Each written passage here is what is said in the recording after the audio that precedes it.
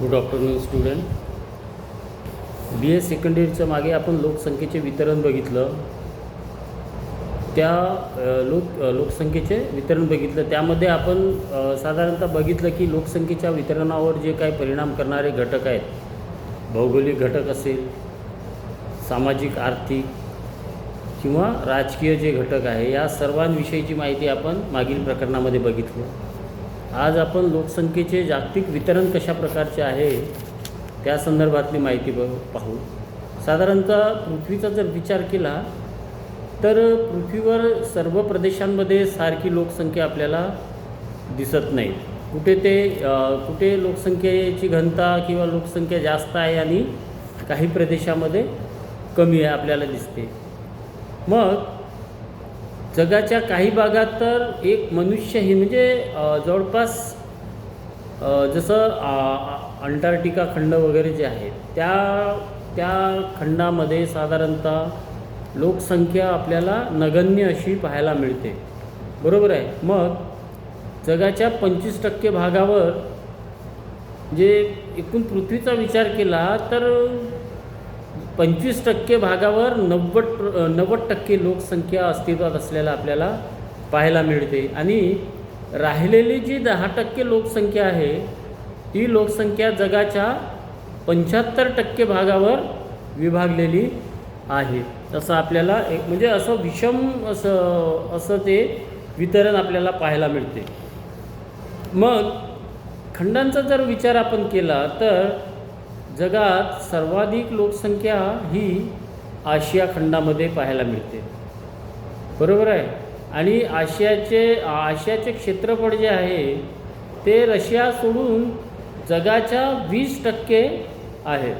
म्हणजे एकूण क्षेत्रफळाच्या 20% भूभाग हा आशिया खंडाने व्यापलेला आपल्याला पाहायला मिळते. आणि या खंडामध्ये जगाच्या 60% लोकसंख्या आहे. जगातील एकूण 60% लोकसंख्या ही आशिया खंडामध्ये वास्तव्यास आहे. आणि दक्षिण व मध्य अमेरिकेचा जो क्षेत्रफळ आहे तो क्षेत्रफळ जगाच्या 25% एवढा आहे. मग जगाच्या 10% लोकसंख्या इथे वास्तव्यास आहे. म्हणजे मध्य अमेरिका आणि दक्षिण अमेरिका आणि उत्तर अमेरिका हे 3 खंड साधारणतः 25% भूभाग व्यापतात. परंतु लोकसंख्येचा जर विचार केला तर या ठिकाणी केवळ 10% लोकसंख्या आहे. आणि मग युरोपचा जर विचार केला तर युरोपचे क्षेत्रफळ जगाच्या केवळ 4% आहे. एकूण क्षेत्रफळाच्या 4% क्षेत्रफळ हे युरोपचे आहे. आणि इथे जगातील 12.5% लोकसंख्या वास्तव्यास आहे. मग अशा प्रकारे खंडवार लोकसंख्येची विभागणी समसमान पाहायला मिळत नाही. मग जगात लोकसंख्येचे वितरण किंवा जी विभागणी आहे अत्यंत विषम स्वरूपाची आहे.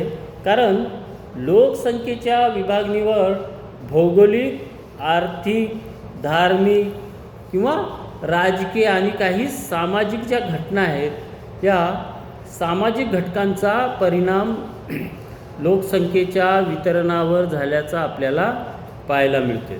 मग जेथे परिस्थिती ही अनुकूल आहे तिथे लोकसंख्या साहजिकच जास्त राहणार.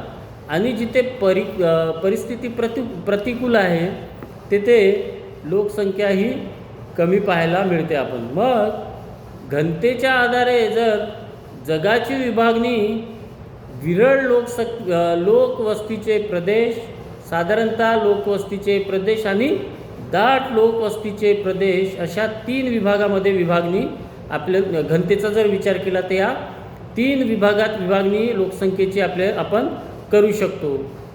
बरोबर आहे.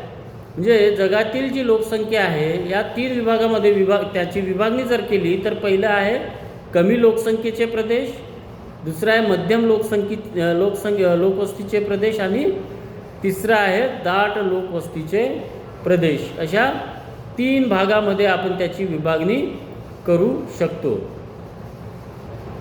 मग हे विरळ लोकवस्तीचे प्रदेश, दाट लोकवस्तीचे प्रदेश आणि साधारण लोकवस्तीचे प्रदेशाची सविस्तर माहिती आपण पुढील तासामध्ये पाहू. Okay, thank you.